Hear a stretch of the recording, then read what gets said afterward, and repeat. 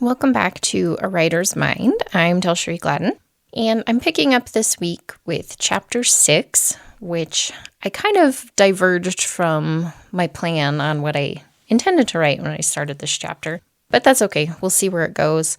I think this is another one of those chapters that will eventually get pared down, maybe combined with another chapter. It was a feeling out chapter, I think, of getting to know the character Leon a bit more. So I left off last week with her having observed Leon have a negative interaction with this girl, and him trying to drag her off, basically, and get her to go with him, and she gets away. Then my original plan had been to get Beatrix, our main character, back in touch with Sarah, who might have a connection to help her meet Arya's parents. And that's still where I want to go, so I think the next section that I'll write tomorrow on Tuesday will be that interaction with Sarah, and then probably a scene break jumping forward to have an interaction with the parents. My intention when I sat down to write Chapter 6 was to make that contact with Sarah, but I got a little sidetracked because with Beatrix being in that first hour class with Ethan and the two girls that she interacted with previously, she has a quick interaction with Ethan kind of as a reminder of like, hey, your sister hasn't contacted me. And she's a little bit more forceful. And it's like, where does she eat lunch? Tell her I'll meet her. So the next part will start with her catching up with Sarah, and it's going to be tough to kind of strike that balance between her not being pushy and obvious to where Sarah's like, what's your deal? Why are you being so weird about this? And finding some level of genuine desire to help and be involved in this effort to find Arya, which is hard because that's genuinely not what she's focusing on. Yes, she would like to know what actually happened to Arya, but her main goal is in talking to the parents and figuring out kind of a little bit more about their home life, because she's already gotten this odd feeling about Leon. And so in this chapter, she kind of has a discussion with the two girls that she met previously, Lila and Kendall. And she brings up that she kind of fudges some of the details, but that she witnessed this interaction accidentally and plays it off as being like concerned. And do you know who that is? Like, who is he dating? And she's actually already done her research and found the girl based on the evidence or the address and all of that. So she knows that. She's dug in some more into Leon's past and discovered some police reports that did not lead to any further action, just like the prom incident. So she's kind of wondering why he keeps escaping any consequences on these, and she's starting to guess it has something to do with his family. So we'll hopefully figure out a few more things in the next chapter in relation to that. I'm still kind of deciding what direction to go with that. I don't want to just have it be like, oh, they're super wealthy and they can, basically pay their way out of anything. Because again, kind of like some of the other things I've put aside as ideas, I don't want it to be the first easiest thing that comes to mind. That doesn't feel very genuine. And so I want to think through, I'm kind of still deciding what is going to be that avenue of him escaping these situations and not either having legal or other types of consequences, even though he has had some consequences on the social level.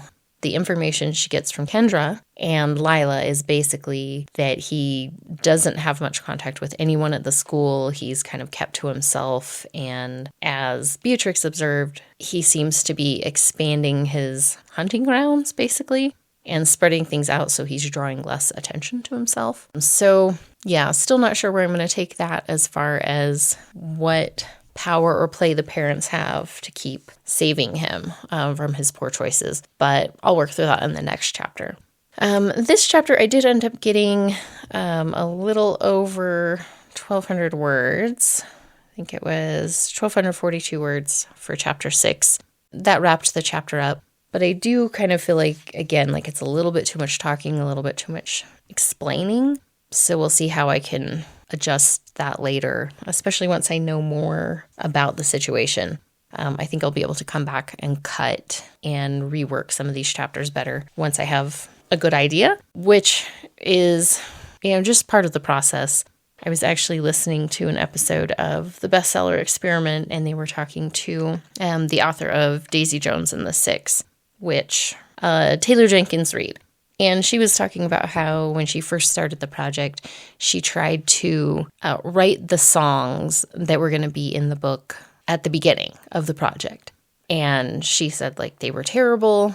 She felt they were really generic and didn't have the depth to them that she was wanting. And so she just jumped in, started writing the project. And then as she progressed through the project, she would rewrite or come up with new snippets of songs that would be mentioned in the story. And that it wasn't until either the end or further into the project, I can't remember which, that she actually sat down and then had to write the full lyrics to the song. And she said she's not a songwriter, so this was kind of a new process. But she was able to do that much better once she actually knew the characters and knew where they would be coming from and what they were experiencing and feeling.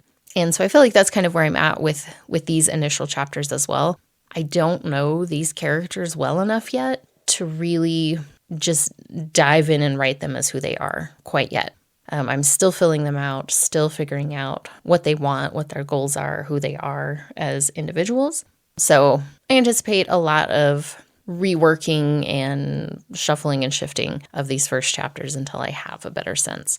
And I think that's something, even if you have something really, detailed and planned out and the character's arc, that still is hard. Because I have done that with some of my books where I've actually done a full outline and plotted them out and all of that. But you can have an understanding of who your character is on a conceptual, logical level, but until you're really in there writing them and getting to know them, you don't have all of those little details in the nuances of their personality and their characteristics and who they are. So I think with any writing project, whether outlined or just by the seat of your pants going for it, you're going to have those things that you're going to have to come back to the beginning. Be like, okay, now I know this character. They wouldn't have said that or reacted that way or done this or whatever it is.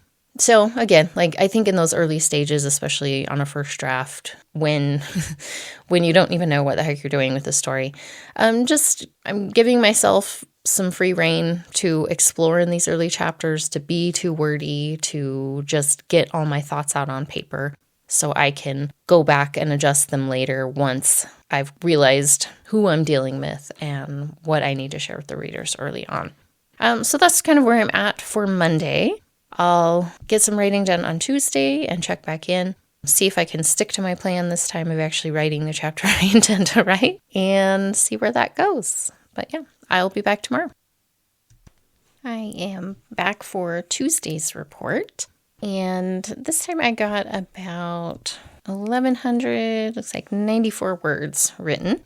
I got through the first section of the chapter, kind of had a scene break after a bit, and then shifted to a new thing, and then kind of looks like I actually stopped in the middle of a sentence because my daughter her choir groups were being honored at the city council meeting for winning state championship this year. So I was actually cruising along and getting a lot done, and then lost track of time. I was like, oh shoot, we gotta go. So ended, like I said, in the middle of a sentence. But yeah, I was actually, I think, staying focused and making some progress a little bit easier than I have on some of the other days. And that may have been partly because I had a plan in mind for this chapter. As I talked about in the last section, I knew that I needed to actually get to that interaction with Sarah. And so that is the first section of chapter 7. Beatrix finally makes contact with Sarah and kind of worms her way into getting involved with the family. And Sarah is a little bit, I don't know if suspicious is the right word.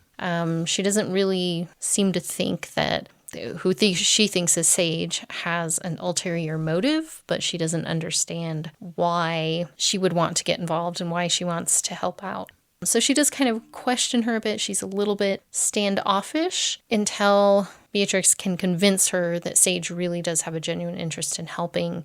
And I actually brought back in kind of the religious aspect with that I went back to chapter 6 when Beatrix talks to Ethan again to kind of nudge him to get Sarah to make contact. And I went back and added just kind of a little bit of a hint that his family is also religious. When he's offering excuses for Sarah on why she hadn't contacted Sage slash Beatrix yet, he mentions, she had to go to work, and then she had a youth group meeting at church and, homework, she was just really busy and couldn't contact her.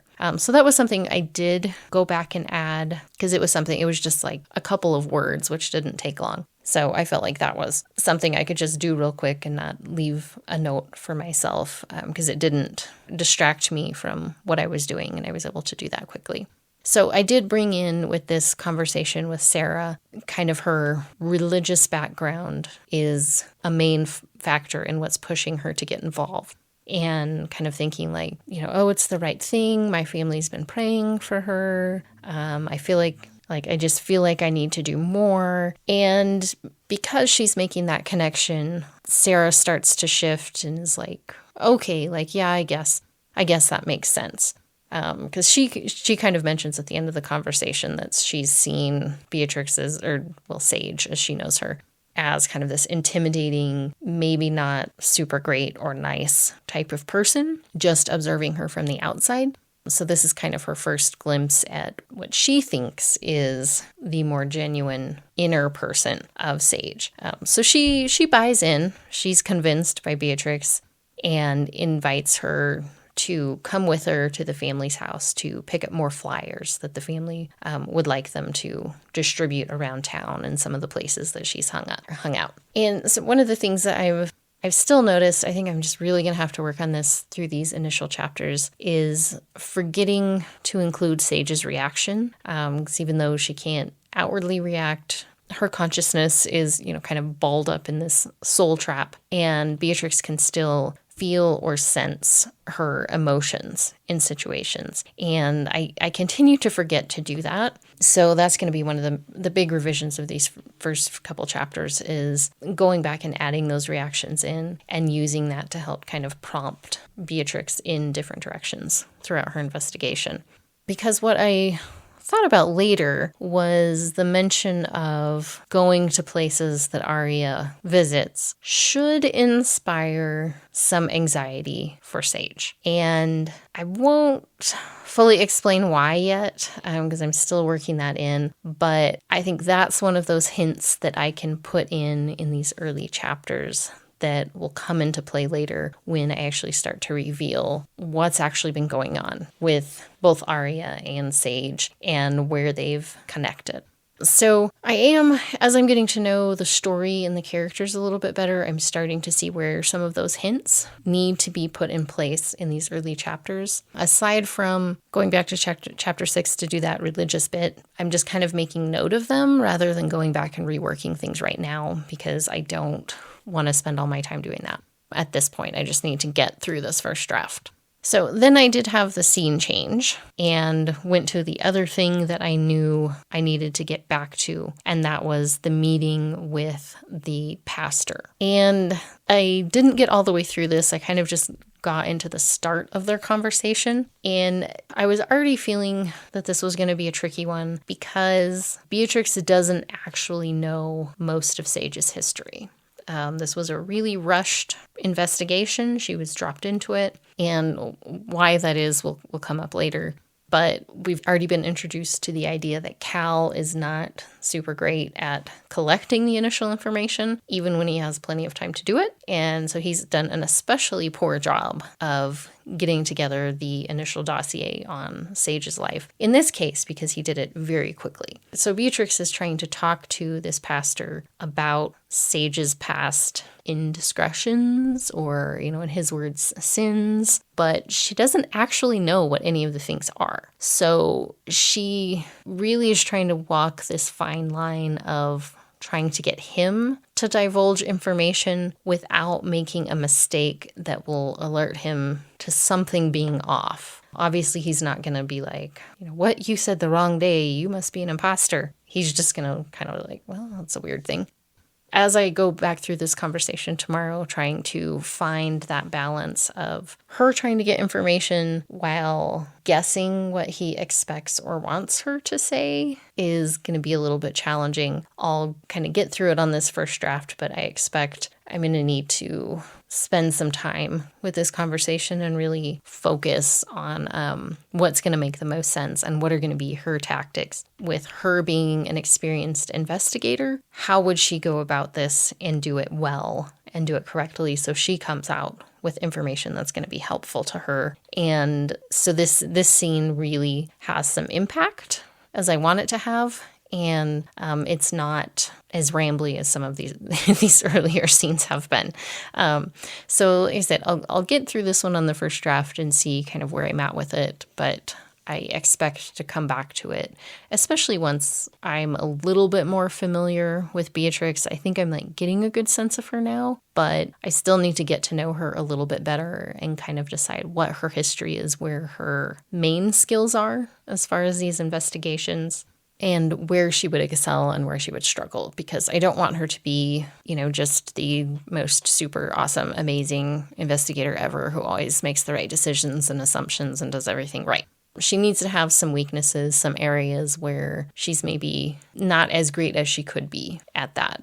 And haven't quite decided what those are yet. I think I may just kind of see where they develop and where maybe her reactions get in the way of what she's doing and kind of build from there once I find those little weak spots as I'm writing. So otherwise, this was actually a little bit of an easier writing day than I thought it was going to be. So that's nice. It makes me feel like maybe I'm starting to kind of train myself to get back into a creative flow, and that when I sit down and I'm ready to write, it won't feel like I really have to work at getting into that creative space.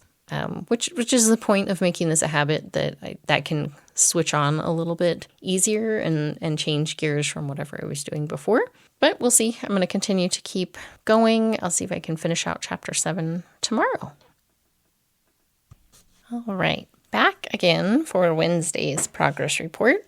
This was actually a really productive day on several fronts. I did get more words written than I was expecting, which is really nice. I was able to write 2,832 words. So I finished off chapter 7 and then got chapter 8 written as well. But more importantly than the word count, I actually made some progress on some of the things that I'd mentioned in yesterday's update that were kind of giving me a hard time, like figuring out kind of where Beatrix is as an investigator, kind of avoiding making her the super investigator, and finding some faults.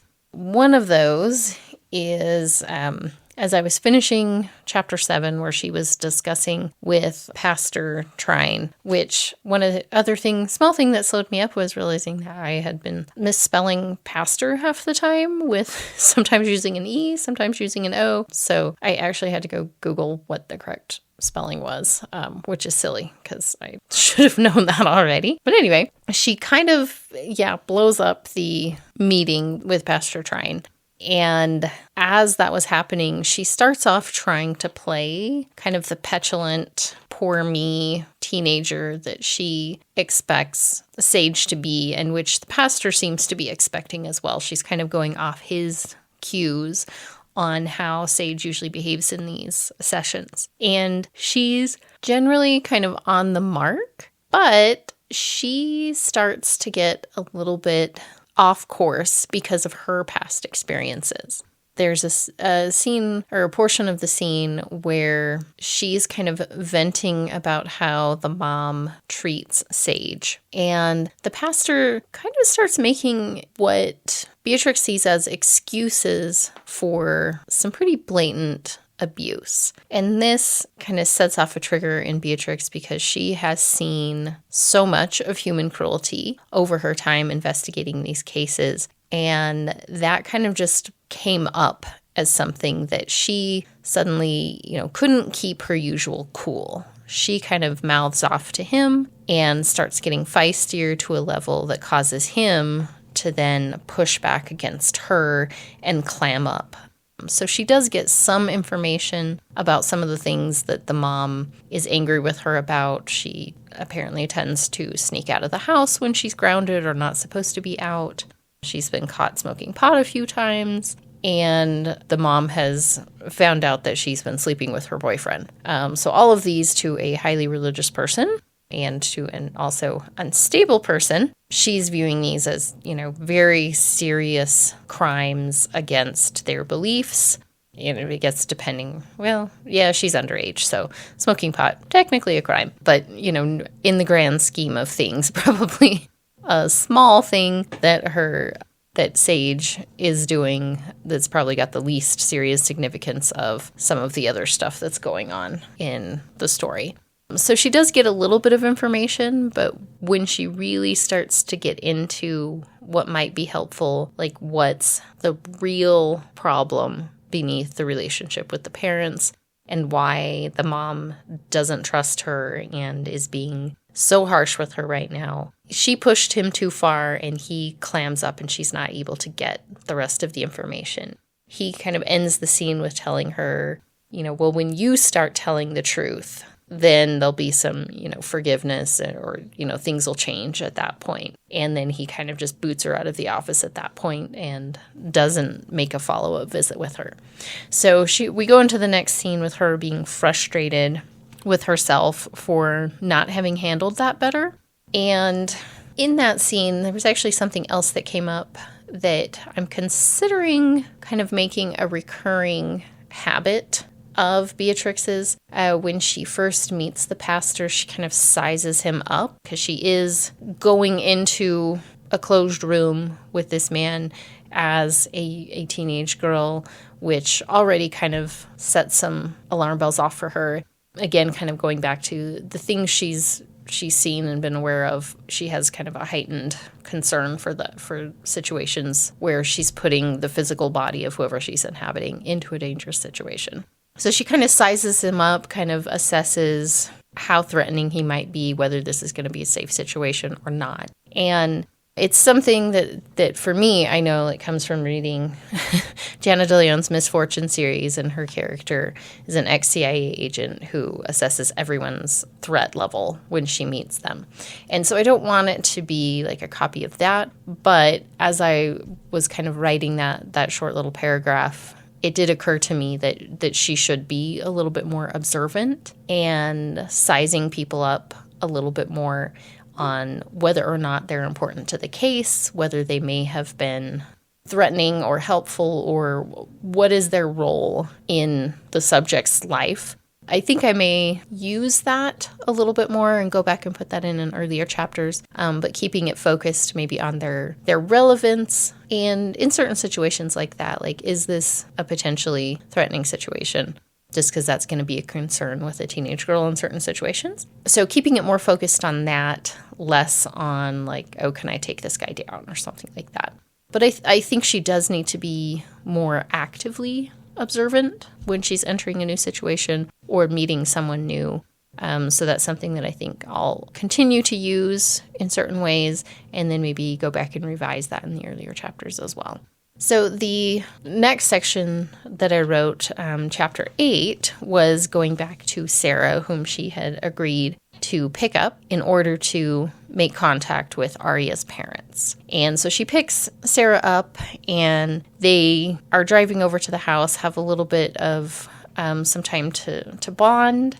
Beatrix is being especially careful and sensitive after having messed things up with the session with the pastor. So she's really trying to be aware and cognizant of everything Sarah's feeling and how to guide her toward accepting and trusting Beatrix so that she can get a little bit more information out of her.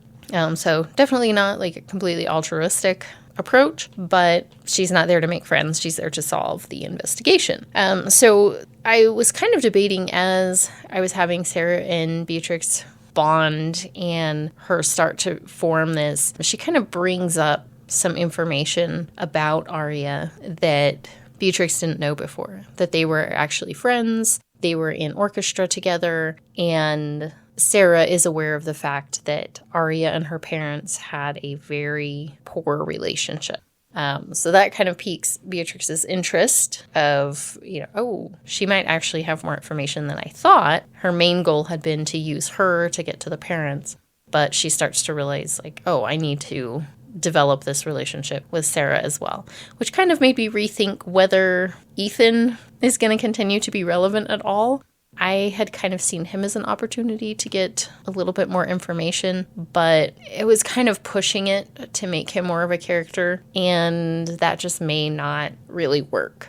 So I'll kind of keep him on the back burner and see if he pops up again, but I don't think I'm going to actively pursue making him have more of a role in the story. I'm kind of feeling like there's already too many characters that are going to be recurring and important to the story.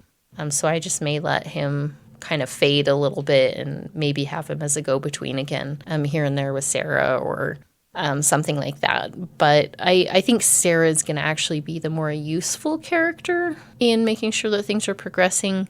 So I may focus on her more. Another thing that happened kind of at the end of this, Sarah has kind of prepped Beatrix that she doesn't really like going to the Proust house by herself. It just feels weird to her. She doesn't feel like the parents and Leon are reacting appropriately to Arya being missing. She says, it seems like they don't even care. They're just back at work. They're, just going on as usual. So Beatrix is kind of primed for this to be a strange experience, and she's really on the lookout. So she kind of assesses things more carefully. She's really watching every reaction and movement and is kind of surprised by Mr. Proust. At first, he's, on the phone when he answers the door talking to a client or coworker or something, and really just doesn't acknowledge them, just kind of finishes what he's doing, and then goes and gets the missing posters that they are there to pick up. But it's not until he carries them back and is kind of handing them over that he changes, and something really kind of strikes him looking at the posters, and it becomes clear that he's not as just unfeeling as what Sarah was initially getting the impression of, but he's seeing the situation very differently. And this kind of just came out of nowhere as I was writing, and I decided to just go with it. I had been intending for the dad to just be kind of like, ugh, yeah, great, thanks for helping out. Who knows? We don't, no updates, nothing. Just being kind of that unfeeling person. But as I started writing it, that just didn't feel right and didn't seem like a terribly genuine reaction. Like he needed some reason to think this was not as big of a deal as everyone else thought it was. And he's kind of almost in this like dazed state looking at the posters and makes a comment basically that he's not sure if the posters are helping, but maybe Arya will see them and come home. And he says that she's never been gone this long before. And it seems like it's just now, she's been missing for about 2 weeks, that just now he's starting to think she might actually be missing. And this is where Beatrix kind of pops up and is willing to make a move and ask some questions. Because it's clear from Sarah's reaction that Sarah, even though she was a friend of hers, was not aware that this was a frequent thing with Arya, that she would go missing. And I think I'll follow up on that in the next chapter. They're going to be driving back to Sarah's house. And so they'll obviously have a conversation about this, and it'll become clear that Sarah wasn't aware that Arya tended to go missing because she was always at school. And so this is going to be kind of a surprise new thing for Beatrix to start paying attention to and looking into. Okay, how often did she disappear? Where was she going? Was she hiding out with a friend or whatever? Because the dad mentions, like, hey, we've called everyone that she usually runs off to, and, nobody's seen her. And so they weren't taking this seriously. They thought she'd just gotten mad and run off again, even though he claims, like, they actually had been doing okay and getting along decently before she disappeared. But now it's been long enough that he's actually starting to worry. We don't get a sense yet because he's the only one at home. So I'm still thinking about how the mom and Leon are going to be at this point. Are they starting to worry as well? I'm thinking the dad's maybe going to be the little bit more sympathetic person. perhaps Leon and Arya had a more conflict-based relationship, so he may react differently. I'm not sure with the mom yet. I don't want to make her too similar to Sage's mom, but I'm not totally sure where to go with her yet. Whether she's going to be kind of in a similar state as the dad, having originally thought this wasn't a big deal, now becoming concerned. We'll see. Because I haven't introduced her at all. I don't know anything about her as a character yet. So I'm open to her being a different type of person than the dad and responding differently. But I don't think I'll really know what I'm going to do with her until I start writing that. And I'm not sure when she's going to come into play quite yet. I think I need to come up with some sort of reason where they're going to have more of a public event. And maybe the dad is pushing this now that he's really starting to think like, I think something actually, happened. Like something bad has happened to Arya. Like she's not coming back. So maybe they have some sort of public event, and then that's where Beatrix will interact with them again next and meet the other two members of the family. So I'm kind of tossing that around in the back of my mind on how I'll bring them in. But I think with some of the surprises, I wrapped up Chapter 8. Chapter 9 will be Sarah and Beatrix driving back and having that conversation. So I think that may be a shorter chapter. But I'm kind of at a point I don't really know where to go next and what I'm going to focus on. So I've got a couple of options. She needs to find out more about Leon. She's got to figure out what is behind her mom's anger. She knows now that she thinks she's been lying. And I think, I can't remember if I said it earlier, that the pastor says she needs to stop lying about where she was the night that Arya disappeared. I think I'm going toward the mom, at least, thinks she was involved with Arya's disappearance, but she has no evidence, so she's kind of lashing out at her over everything else as a way to force her into coming clean about whatever she believes she may have been involved with. So I've got to follow up with that. I think have another interaction with the parents at the home, bring Sarah back in at some point. So I've got a couple of routes I'm going to be tossing around in my mind this evening as I'm relaxing or doing something else or petting my super needy dogs who have been begging for attention all day today, which is why I should have been writing in my room instead of at the kitchen table because they kept interrupting. But they're hard to resist and they're hard to not sit out there and interact with. I'll be thinking about that. Don't know where I'm going to go tomorrow when I sit down to write, but we will see. And I will report back tomorrow on what I accomplished and what other surprises my characters threw at me. All right, back for Thursday's update.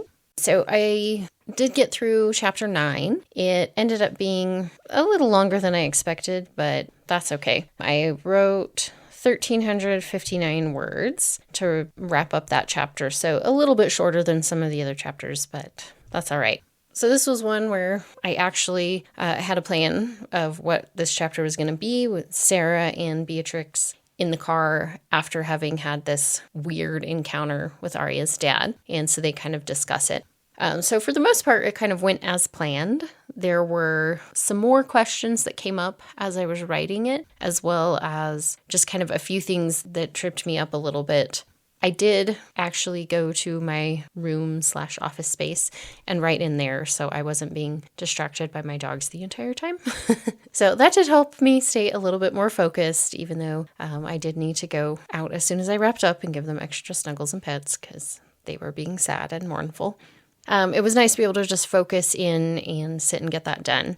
One of the things that I'm struggling with as Beatrix is investigating, I know generally what she needs to find out. There's kind of this complexity I'm trying to walk the line on of what I know, but I need to hold back until later in the book, and what Beatrix knows, but can't tell the other people around her, and then having the other characters she interacts with pick up on things or share their information and keep the pacing on all of that right. it's been really tempting and kind of hard to avoid this temptation of having Beatrix or someone else figure a few things out too quickly. And I don't want it to feel forced, that like I'm making them seem dumb or oblivious or, something else that just doesn't seem logical or sensible that they wouldn't figure out what's going on. And I think I'm still okay on that side of it. Like, I think I'm kind of projecting what I know and what I want to do with this and saying like, well, yeah, maybe that would be like their natural conclusion. But then I have to stop and think about it and be like, actually, that would be a pretty big leap in logic at this moment because they have no evidence to support this thing that they're going to figure out later on in the story. So yeah, I'm finding that a little hard to balance, to not let too much out too soon, or to not have them make these jumps in logic to move things along in a way that wouldn't really make sense for them to figure something out yet. Interesting kind of finding that balance there. I am, like I mentioned in the last section, that Sarah seemed like she was kind of going to be taking over where I initially thought maybe the Ethan character was going to be helpful. I got that a little bit more in chapter 9 as they're kind of discussing the strange interaction with the dad and her ability to observe and kind of pick things apart and make some conclusions. She's working really well for that. And so I think I'm going to keep her as kind of this side partner that obviously, like, Beatrix is not going to fully explain everything. She's going to let her keep working on the assumption that Beatrix is Sage, nothing's out of the ordinary there, and Sage is just on some, altruistic kick of really getting interested in all of this. And I think I may need to build in a little bit more reason why Sage would appear to be so fascinated by this, to keep Sarah from thinking it's too weird that she might back off or not trust or share enough. And I'm debating on how to do that. I think it's not out of the realm of possibilities to just bring in that maybe she is just kind of really fascinated by true crime and mysteries, and this has caught her attention in that way, because I don't want her to try to have to convince Sarah, like, oh, I really, really deeply care about her missing, and I'm just determined to find it out and help her, because Sarah genuinely was Arya's friend. So that's believable on her side, that she is upset by all of this. She's frustrated and shocked by the parents' behavior, that they're just not really thinking it's very serious. And so I don't want to just kind of double up on that. I think I need to have Beatrix as Sage kind of approach that in a different way. That, yeah, maybe she feels bad that Arya is missing, but she's really just kind of fascinated with the situation more than anything. At least, putting that perception out there. So Sarah has a reason to believe that, yeah, maybe she doesn't care in the same way that Sarah cares, but she's still interested in helping her try to figure out what happened to her friend. I think that will work in that way to keep Sarah realistically partnering with and believing in Sage/Beatrix. Because they just seem to, as characters, they're playing well off of each other, and I want to keep building on that. So some things come up in their discussion after the interaction. They're kind of in the car. Sarah is really upset by all of this, whereas Beatrix is kind of processing all of it as clues and how to interpret things and where to go next and what her next step will be. So they're reacting to it in different ways with the same ultimate goal of understanding why the parents are being so weird and what is true and what isn't true.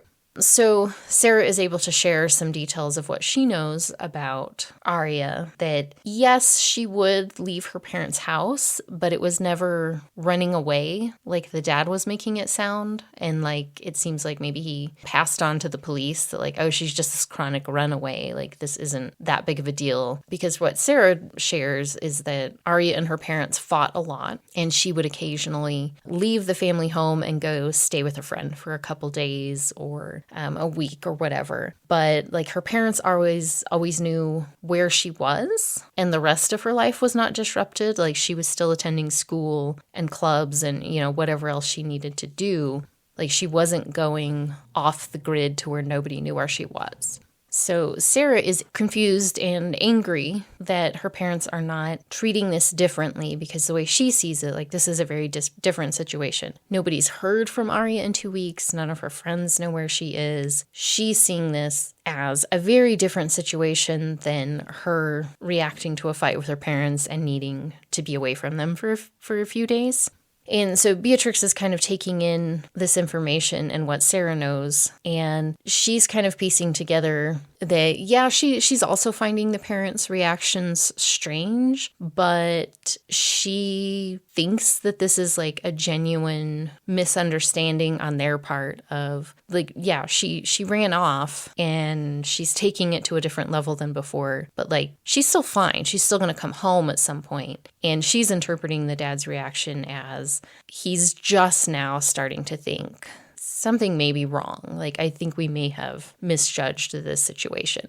So she's kind of believing the parents a little bit more than Sarah is, where Sarah, already had these preconceived opinions of them from what Arya had said, that they're just mean and uncaring and kind of hateful toward her. So Beatrix is having to kind of sift through Sarah's thoughts and emotions that are playing into how she's reacting and interpreting, and just taking the facts a little bit more to try to understand them. And then Sarah does provide some other information that's more kind of a guess on her part, that yes, her and Arya were friends, but she kind of says, I think there was someone else that she would have confided in more than me. They're friends they're in orchestra together, they spend time together, but not like best friends. Like they're always with each other. And so she's just kind of had this thought or belief that Arya had someone else in her life that she wouldn't talk about. And she says, I think it was because her parents, would have not approved of whoever this person is. So they kind of run through some ideas of why her parents might not approve of someone. Is it an older man? Is it someone dealing drugs? Kind of running through those things, and just nothing's really quite fitting with everything else that they know. And it's Sarah who's kind of the one who,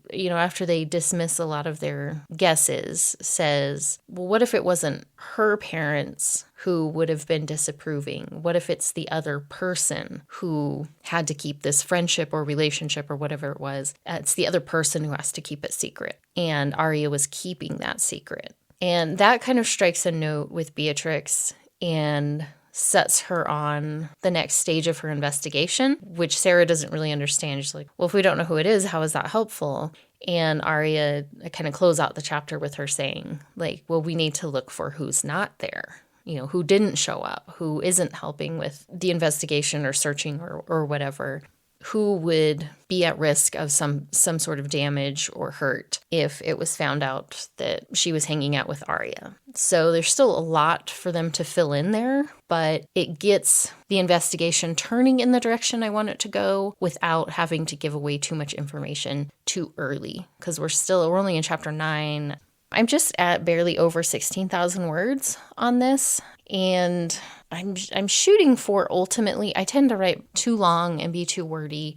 So a lot of my books in the past have been 80, 90, 100,000 words. And I'd really like to keep this a little bit more concise. I'm undecided on what publishing track I'll take with this one, but I do want to keep in mind that on the traditional side of things, novels in general, not always, the Book of Love was like 800 pages or something, and that was traditionally published. So there's always exceptions, but a lot of trade fiction is skewing a little bit shorter, so I want to kind of aim for around 80,000. And I know these first several chapters I'm going to end up cutting quite a bit and getting it down to a more concise level, so that 16,000 will shorten at some point. I know I'll come back and trim this later, but I want to make sure I'm keeping things moving and keeping it interesting without jumping to, like I said earlier, those kind of illogical leaps in understanding or knowledge or figuring things out in a way that doesn't make sense. So that's kind of where I'm at as far as things that are challenging me a bit, aside from other silly little things that I wasted time on writing today. For some reason, I could not remember the concept of like the simplest answer is usually the right one. And I was sitting there staring. I'm like, what is that? Why can't I remember what it is? And I was like, Schrodinger. And I was like, wait, no, what does that have to do with Schrodinger's cat? Like that. That doesn't make sense. That's the other thing of things existing, like both outcomes existing at the same time. So I had to sit there and I'm like trying to remember what it is. And one of those things where like you waste time because you don't know what question to ask because like in Googling something because your brain's just not working. And finally, after spelling it wrong the first time and then finding the correct spelling, I was like, Occam's razor. Oh my gosh. Yeah, so silly, simple things like that where I can't remember what the heck it is I'm trying to remember slowed me up a bit. But otherwise, I think got through a fair amount in that. I think it was a little over an hour that I wrote yesterday. It was probably more closer to an hour and a half earlier today, which was nice. But I have my new path for where we're going to focus on who they're looking for in this absent person to figure out where to direct her attention next. I'm still looking forward to another sort of like public interaction where the 3 members of Arya's family are all in one place. And then I need to have another interaction with the parents, with Sage's family in the home. And then I'd like to get back to her having another session with the pastor at some point. I feel like I also need to bring the boyfriend back in. It's been a little while since we've had an interaction with Kendall. So I'm not totally sure where chapter 10 is going to go. I'm still debating where she's going to turn to next in these different pieces and parts that I need to put together. We'll see what I end up with when I sit down to finish writing tomorrow. All right, well, I am back to wrap up the week of writing. Yesterday, I finished off with the conversation with Sarah and Beatrix, and I was contemplating kind of where to go next. And where I landed was I wanted to touch back in with her family life with Sage's parents before jumping into any more of the friends or the rest of the outside investigation and focus back in on Sage. Because I feel like I've spent a lot of time looking into Arya and Leon and kind of the external things, and she hasn't put as much time yet or hasn't had enough opportunity to really dig into kind of what Sage has been doing and whether Sage is at fault and where she kind of plays into this investigation. So it ended up being a short section. I'm debating just leaving it as a complete chapter because it only ended up being about, 1,057 words was what I got done today. And that is pretty short for a chapter, but if I add more to this section, it will just be padding and filler. I think I got out what I needed to get out in this chapter, and I don't really see transitioning with a scene break to anything related enough.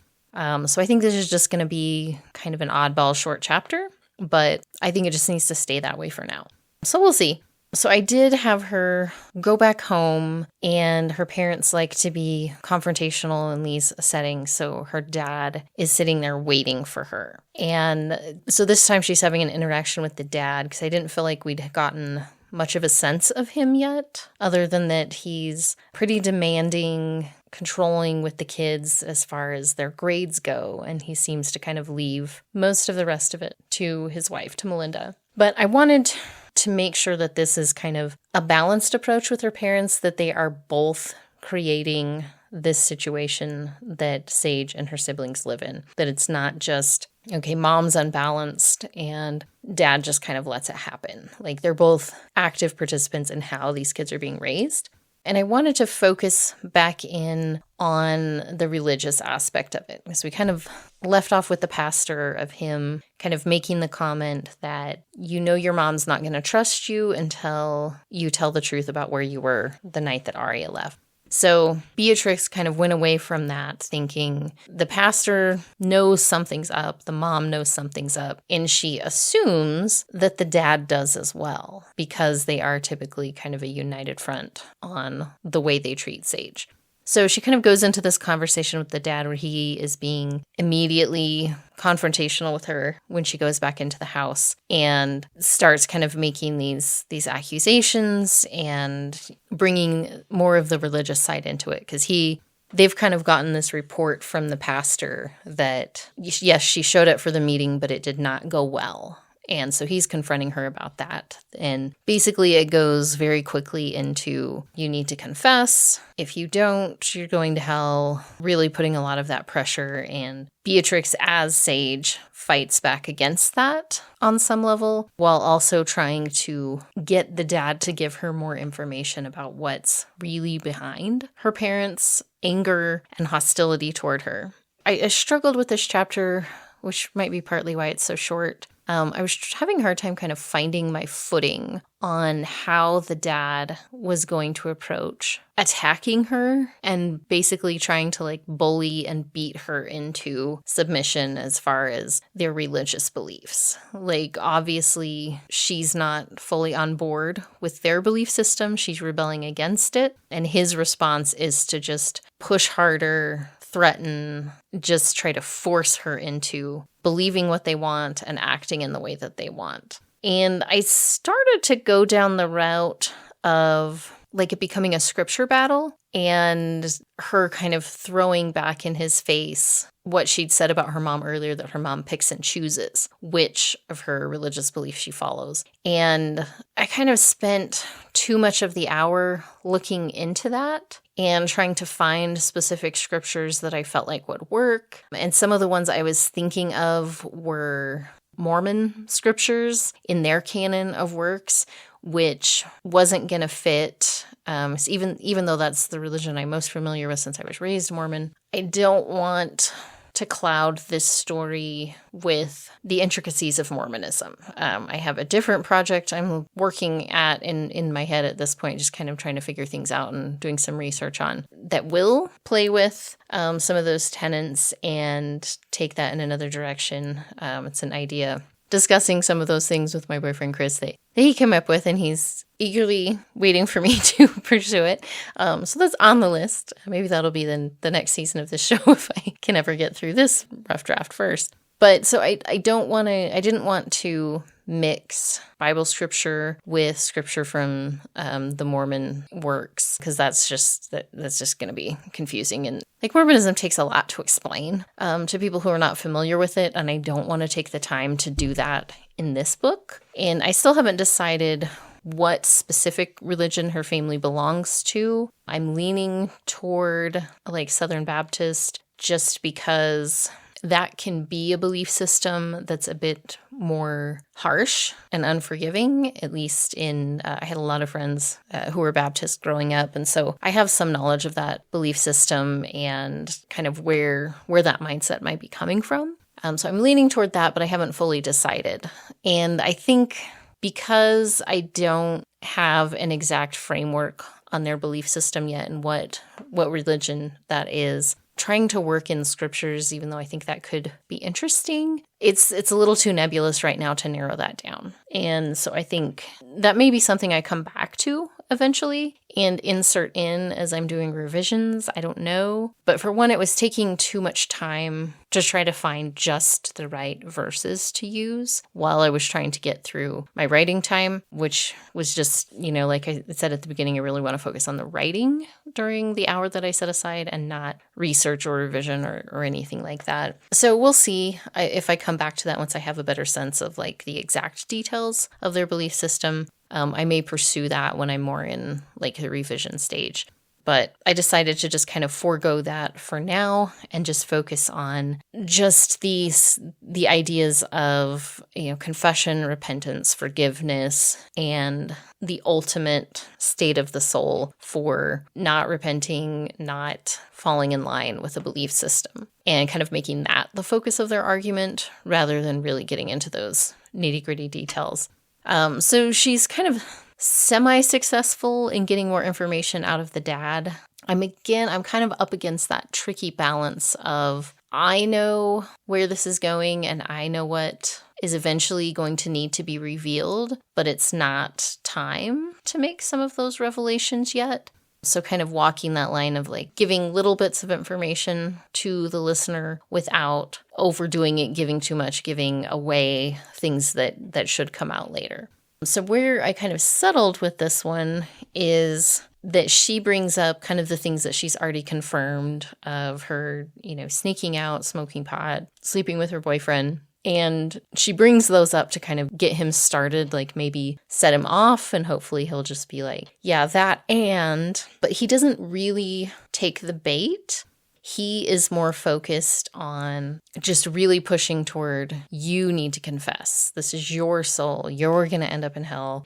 He just keeps coming back around to that. And so she kind of takes a different track toward the end of the chapter where she kind of pushes back and says, you keep talking about confessing. You don't really care like about my soul. You don't want anyone else to find out what was really going on. And she brings up, you just want me to tell you where I was the night Arya disappeared. Like, that's all you really want me to confess, right? And she is surprised when the dad has no idea what she's talking about. And so she comes to the realization that the mother has these suspicions. She knows she wasn't home that night. She thinks she was involved. She's shared this with the pastor, but she didn't ever tell the dad what she thought. And that's kind of where we leave it, where she's still confused because if the dad isn't pushing on this because they don't know where she was the night Arya disappeared, then she's like, then what is he so amped up about that he wants me to confess? So I think in later chapters, we're going to see this conversation kind of sets off a blow up between the parents, which is going to fall out on Beatrix/Sage that she has to deal with. But it also gives us this other sense as the reader that there is still something deeper down, that they are angry, fearful, all kinds of things. What's really pushing their antagonistic behavior towards Sage is still unknown. And she's got to figure that out. It's going to be an important piece of the puzzle. She just doesn't have any indicators yet of what that is. So that's kind of where I'm at finishing up this chapter. I think this was chapter 10. So for chapter 11, we're going to go back to the school. I think I need to bring Kendall back in that's going to be some clues toward what the parents are upset about. And I wasn't quite sure how to approach that before, but I'm getting a better sense. I think I need to use Kendall and use what I set up with him in the beginning of her being uncomfortable with a lot of his attention and physical interactions. That's going to lead the reader in the direction I want them to go if they start understanding why she is on edge with him, but doesn't say anything, doesn't break up with him or speak up or anything like that. So I need to bring Kendall in to pursue that a little bit more and make sure that doesn't get lost in everything else that's going on. So a couple of other things that I made note of that I need to work on this chapter is one thing, like kind of building the vocabulary for the world of the investigators. I kept having to look back to see, what did I call this last time? So I was like, was it a soul trap, soul tether? Like, how had I phrased this before? So that was another reason, like, I don't think I got as many words down, aside from it just being kind of a short scene. I kept having to go back and check on things. What did I call this thing? So I need to nail down my vocabulary for the world of the investigators a little bit more. And then I kept having to look back at the conversation she had with her mom earlier. What did her mom say or not say? And I actually found a few mistakes I had made. I had kind of changed gears in some of the last few chapters from what I'd had on the page from the argument with the mom, with Melinda. So I like where I'm going now better than where I was in that chapter. So I did make a couple quick corrections to that early chapter to match up with what I'm writing now. And then I had debated kind of at the end of that chapter, do I bring the mom in and then extend the chapter? And I may come back to that at some point. Maybe I want the blow up between the two of them to happen right there. But then I wasn't sure where it was going to lead to. And should Beatrix be present? Because if she's present, there's going to be some immediate fallout. and I wasn't sure if I wanted that immediate fallout. I think I need to think on the mom and dad as characters in the story a little bit more. When I first started writing the interaction between Beatrix/Sage and her dad, I'd had him getting worked up and he becomes physically aggressive when he kind of blows up at her, and I have him slap her. Which when I went back to check the conversation with the mom, I was looking to see exactly what her wording has been. I realized I had that same scene with the mom, the mom slapped her. And so I was like, well, I need the dad to be more distinct and unique in his approach and what kind of triggers him. So I did still have him get physically aggressive with her, but instead of a slap, which I think tends to be a little bit more of a female reaction, what he ends up doing is kind of grabbing her arm and spinning her around and kind of pinning her against the door. And he kind of makes this comment to her of oh, if you don't like what this feels like, just imagine, what you're going to be put through in hell when you get there. Being confined, being tortured, being all of those terrible things that we think of when we picture that version of hell.